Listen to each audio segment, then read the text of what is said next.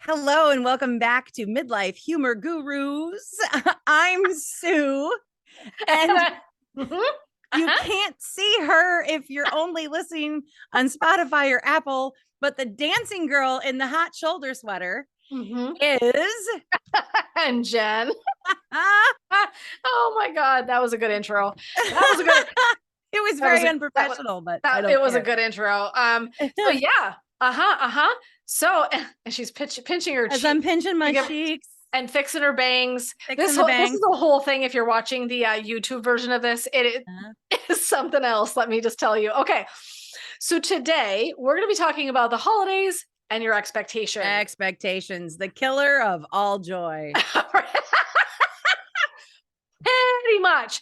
So, if you don't know, I actually wrote a small book, and it literally is not Lord of the Rings. So please hold very normal expectations for this book. But I wrote a book about releasing expectations because it literally is. You're being facetious, but also not, because Correct. really expectations set us up to have experiences that are less than satisfactory. And I am doing a recording right this very minute, and my husband is bringing me a cocktail. Thanks. So everyone, Oh, that was, see, I mean, special delivery, ding our ding. guys are the best because, and you didn't see this, nobody saw this before, but it was really cute. After Jen and I, we do this in bulk recording, but after Jen and I got done with our last one, Yes. my guy came in and changed my light bulb to make me look a little less corpsey on a slab. And I just, that's so sweet. That's so sweet. And then so that was so cute though, because nobody could see it, but Yeah. there comes your little glass. Nobody could see it. Like he wasn't on Yeah. camera. Nope. It was like There this. it comes. That was so sweet. He's the It is best. a You're really the best. delicious Moscow Mule. Okay. All right. So leaning in, sorry for the Love disruption, it. everyone. You just missed all that whole shenanigans. So we want to just talk about how to show up to the holidays. And I really feel like this is kind of a human deal for all of us, that Mhm. if we set ourselves up for having expectations, we are likely to be dissatisfied. Correct. So now, with that being said, I know you're going to make plans, you're going to have meals, you're going to, right? But I think, and I have grown in this, and I'm not always great at it. I'm going to 100% own that this is still a piece of work from time to time that sneaks in, because I've got some perfectionism that's back there. I've got, this family history that we have of really profoundly beautiful meals at holidays, all sorts of things that are deeply meaningful to me, and I have really wonderful memories attached to. So there have been times where something didn't work out that we cooked. There was a year, let me share, this is so great. This is a quick story. It's funny. We make this very high end, complicated chocolate cake out of Okay. Cooks. Like, it's a beautiful magazine that foodies get, okay? And it's expensive. And so we have all these random ingredients, and we're whipping this up, and we're hosting some family members and then a friend who didn't have somewhere to be that year. So it was a great group. We're all excited.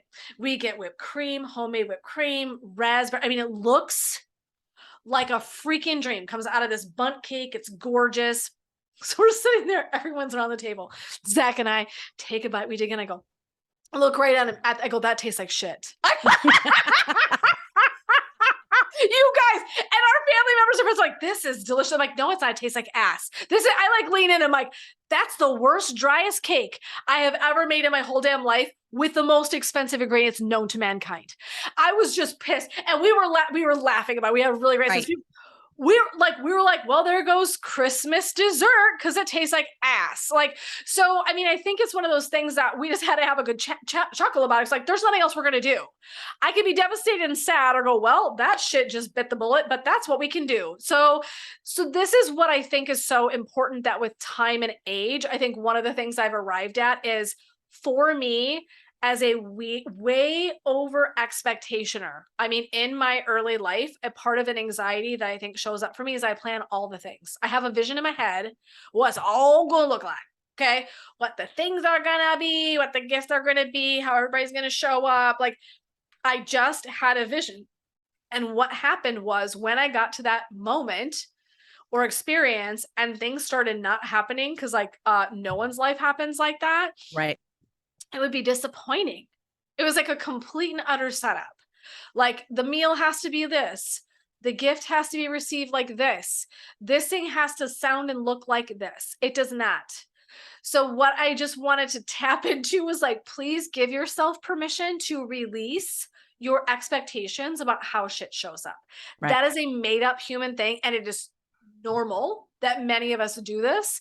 But I can't tell you the times I can count my disappointments that were attached to my expectations. And had I just said and leaned in and went, well, this is what it is, right? The ham burned, or this thing happened, or this person got sick and couldn't make it.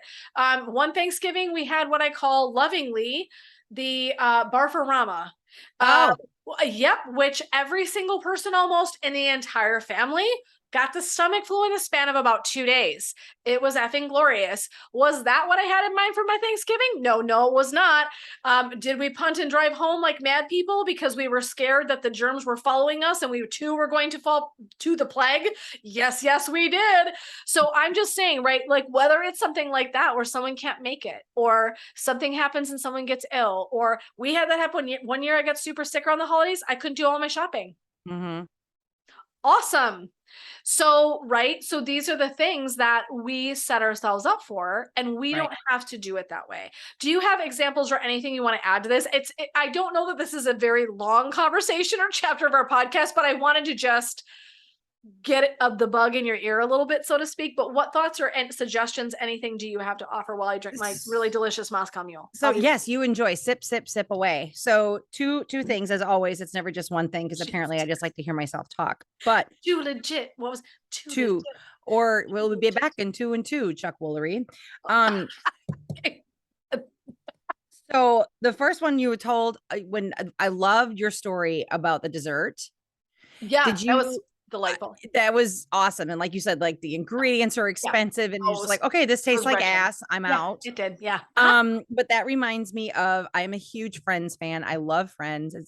I don't care what anybody thinks of it. I love it. It's my favorite show. And the episode of Thanksgiving where Joey was trying to get, like, they wanted to eat their food really quick because he wanted to go hang out with his roommate who was a dancer, and they had like plans because she was from Australia. And so they didn't do the Thanksgiving thing.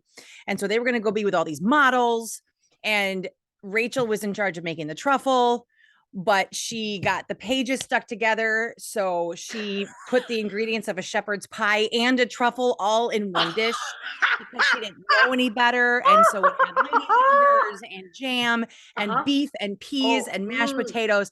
But they discovered that it was awful, but they didn't want to tell her because they wanted to go and hang out with the models because they're dudes. And in the meantime, I mean, it was one of my favorite episodes because there's a scene where everything just escalates to this point where it's so funny. And Monica's parents didn't know that Monica and Chandler were living together. And it was so funny. And so they decided to pretend that she didn't screw up the truffle, the trifle, or whatever. I don't even know what it's called. I don't know. It could have been shepherd's pie. I don't know. And so they were all joking, like, and then Monica's like, oh, like pretending to like it and everything. And what I loved about it, though, is that it was also a love piece as well, because they didn't want her to feel bad. Right. Even though there was a scene where Ross had her out in the hallway and he was trying to tell her, and she was like, oh, is this because you want to get back together? And he was just like, yep, you got me. Let's go. Because he didn't care at that point. He was just like, well, if she's going to be that way. Anyway, it just reminded me of that, because it's like, it tastes, when you say it tastes like shit, it's like, yeah, tastes like ass. Been there.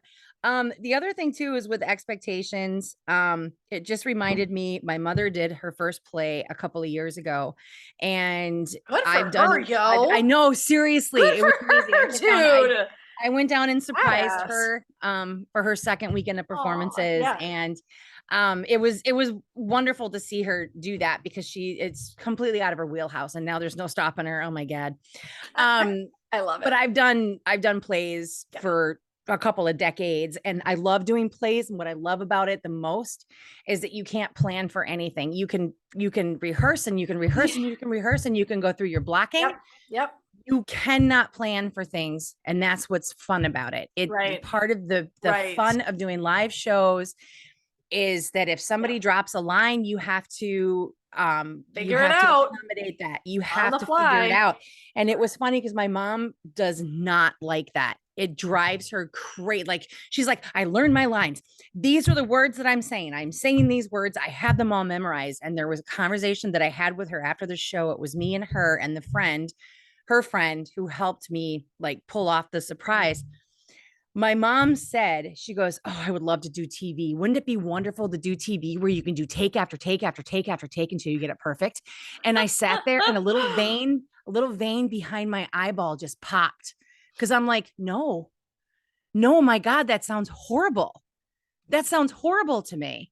I love the idea of the chaos. That there's something to be said for this very spontaneity and this very moment, and like I'm gonna have to punt and like something could happen and I've got to fly with it. Like I love that. Yeah. And it's in those moments where you realize what you're capable of.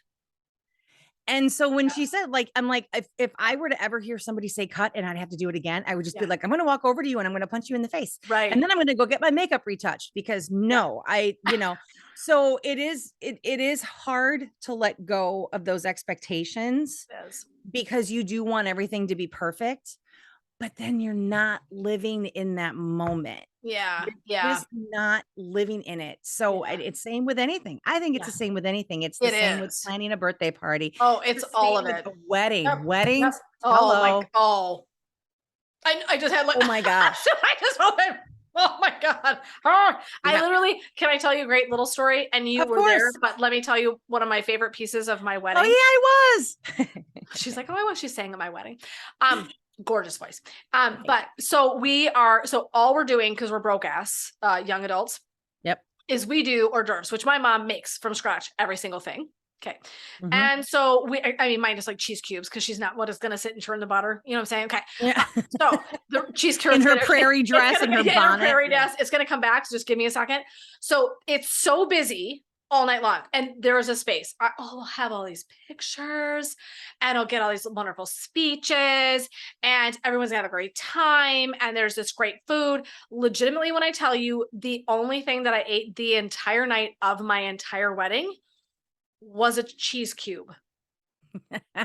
One of my bridesmaids brought me they literally brought me a little plate with some of the stuff on it so that I could actually have a bite to eat. I was so busy. I literally had a cube of cheese I popped in my mouth. That was it for the entire night. We got back to the hotel room. Oh, romantic, right? Romantic. Our friends had gotten in there, literally like took the sheets off the bed, condoms on every single, like anything that had a handle. When I tell you, it was an absolute disaster. I was exhausted, like to the point of tears. I was hungry. We were so tired. And we got to our room and our privilege was we got to clean it for like half an hour. Oh. And so just saying, now I'm not saying, I'm just saying, no one meant to be malicious. No one. They thought they were being funny. And I have an excellent sense of humor until I'm hangry and I'm exhausted. And then that shit goes out the right. So and then you're wearing a dress that you can't take off yourself. And it weighs 9 million pounds. That's good too. So yeah, it was a real fine moment. So again, right. And no one would have predicted that. And it was someone, they thought they were being funny. I get it. So if we attach ourselves to how things are going to go, the bottom line is that when we get there and it shuffles itself around as humans are wont to do, right? We're going to be pissed. We're going to be disappointed. We're going to be pissed. We're going to be frustrated. And now I'm spending my time doing whatever I got to work with. And I'm frustrated and pissed off. Right? Awesome. Right. I mean, okay. My family came one Thanksgiving. We went out to Emil Macaroni Grill. My sister has this complete abdominal episode in the restaurant. Oh no. Black Friday. She's sweating on her upper lip. It's crowded as shit. There's people everywhere. She's on the floor of the front doorway entry. Yeah. Can't walk. We're waiting for an ambulance. Oh my God. They're like, does she have allergies? We're doing what's in the food that she ate. We don't know what in the hell is going on. My niece is crying. I'm holding my niece over here. We end up spending a good part of our evening in the ER. Okay. Oh boy. And so, I mean, and no one had a second thought about like, I can't believe she, no, it wasn't that, but we literally drove home. We've been so fucking stressed. We drive home in the car and the music, Christmas music. We literally at the top of our lungs sang, what's the, oh my God, not Meliki the Miki Mako. What's the one that's the Spanish one? The one that, Oh my God. I want to wish you a Merry Feliz Christmas. Navidad. Thank you. Feliz Oh, Navidad. Oh my God. And I took 4 years of fucking Spanish. That all went right out the window. It means Christmas. Merry Christmas in Spanish. Comes on the radio. It's me, my other sister, nieces, and we're so jacked up and have been so stressed for like 2 hours. We're screaming at the top of our lungs this song and laughing hysterically. And it's this whole big energetic release from all of this, like, she's going to be fine now. Everyone knows she's going to be fine. But it's one of my favorite memories.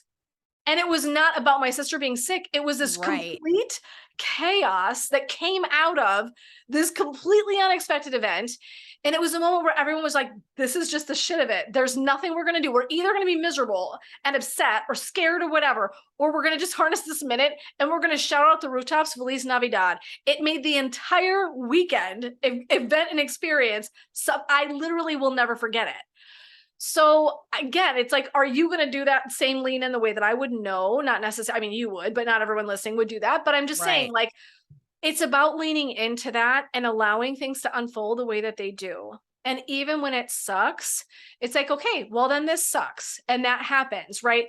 It's just not being so grippy, because I think this is what we have a tendency to do. Oh my God, this will be good, And my mom finishing holiday meals, everyone eat, it's going to get cold. I mean, I was like, whoa, woman, like that is not the energy and juice to have at your holiday, right? Always good for the digestion. Yeah, because everyone's like stressed and now running through the meal line because we're like worried she's getting mad. That is not the kind of energy that any of us wants to show up with, right? Yep. We get it. We know that it's imperfect and we are imperfect and that things will not necessarily go the way that we anticipate. And so it's like, can I just release that and let this too be what it's going to be? Right. And so Barfarama, Barfest, that's a great family. It comes up from time to time around the table, right? No pun intended. Feliz Navidad comes up from time to time. So it's funny that we're not talking about the gifts. We're not talking about the meal. Right. We're talking about the shit that didn't go well. That's the experience. It's experience. It's so just want to leave you all with a little bit of a like, give yourself love and compassion, give your loved ones love and compassion, receive what it is. And if you can, bless and release.